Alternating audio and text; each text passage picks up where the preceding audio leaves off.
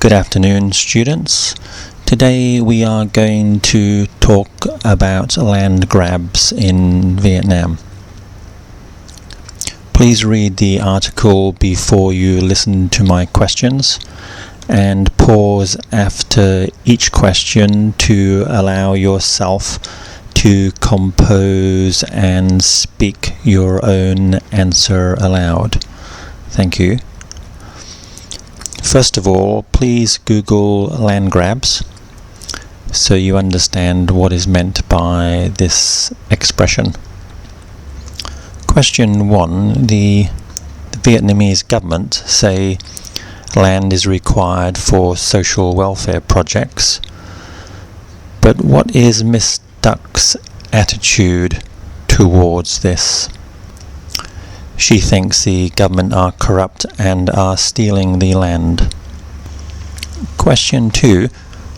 What is the population density like in the Vietnamese countryside? And what proportion of the population live there? The countryside is very crowded. Most people live in rural areas in Vietnam.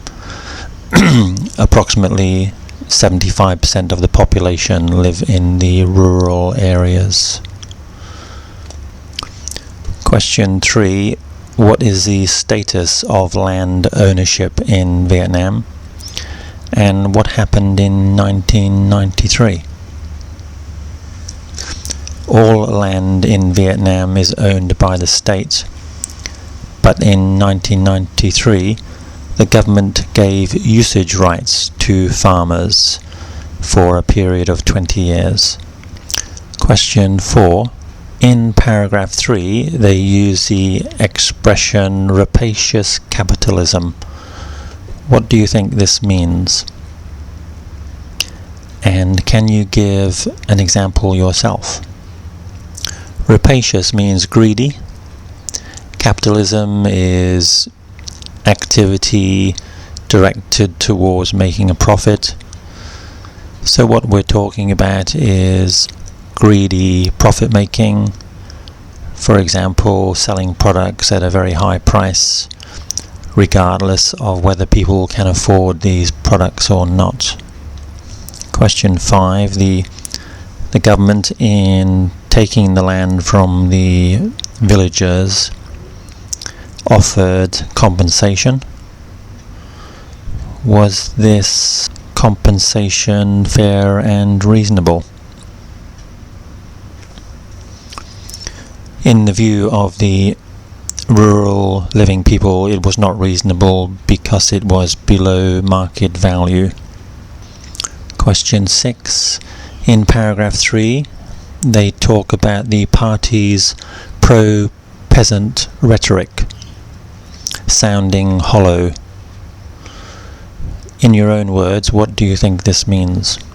You need to Google rhetoric to find out the meaning. Rhetoric is often used to refer to the talk of politicians, and it means empty or meaningless talk, perhaps to try and persuade people of a certain point of view. So basically what they are saying is that the political party are insincere in their words. Question 7. In paragraph 4, it refers to the PM chiding local officials. What does the word chide mean? It means to tell off or criticize people. Question 8. In chapter in paragraph 5, they use the expression the betting is that rights will be extended for 50 years. What does the expression the betting is means? This means this is what most people think. In other words, most people think the rights will be extended for 50 years. In paragraph 6, The writer of this article expresses the view that claiming land for infrastructure projects is often justifiable. In your opinion, do you agree or disagree with this? In answering this question, you should first of all define what we mean by infrastructure. So the answer might be something like this. In your first paragraph, you would define infrastructure. Infrastructure consists of such things as transportation, education, and medical care facilities, which are essential for the basic development of a society.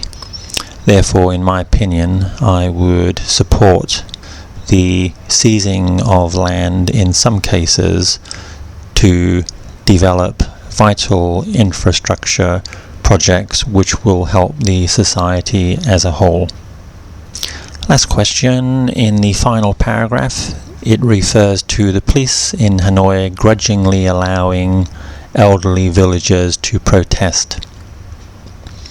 What does the word grudgingly mean?